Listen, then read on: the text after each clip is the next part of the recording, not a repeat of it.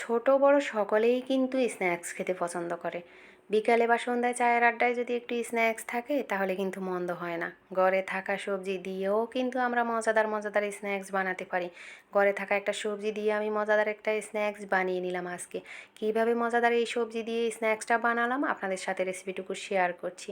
এটা হচ্ছে একটা সবজি যেটা মানে কাঁচা থাকলে সবজি আর পাকলে হচ্ছে ফল, কলা।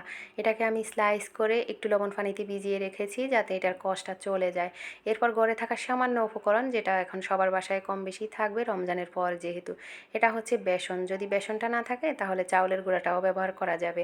এখানে একটুখানি বেসন আর হচ্ছে লবণ মরিচ গুঁড়া আর একটুখানি সয়া সস, এটা সামান্য উপকরণ লাগে, বেশি কিছু লাগে না।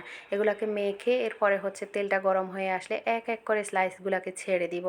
এইটা কিন্তু ডিপ ফ্রাই করতে হবে, ডিপ ফ্রাই না করলে এটা ক্রিস্পি হবে না। আপনারা কিন্তু এটা বাচ্চাদের টিফিনেও রাখতে পারেন। যে বাচ্চাগুলি একদম টিফিন খেতে অমনোযোগী, বাসা থেকে দিলে খেতে চায় না, তাদেরকে কিন্তু এই স্ন্যাক্সটা আপনারা বানিয়ে দিতে পারেন। আর যারা সবজি খায় না তারা কিন্তু এটা অনায়াসে একদম চোখ বন্ধ করে খাবে এই সবজির স্ন্যাক্সটা। আর এই স্ন্যাক্সটা এত মজাদার হয়, দেখেন কী লোভনীয় ক্রিস্পি হয়েছে এই স্ন্যাক্সটা। আর ভিডিওটি যদি আপনাদের সামান্য হলেও ভালো লেগে থাকে লাইক কমেন্ট শেয়ার দিয়ে পাশে থাকবেন।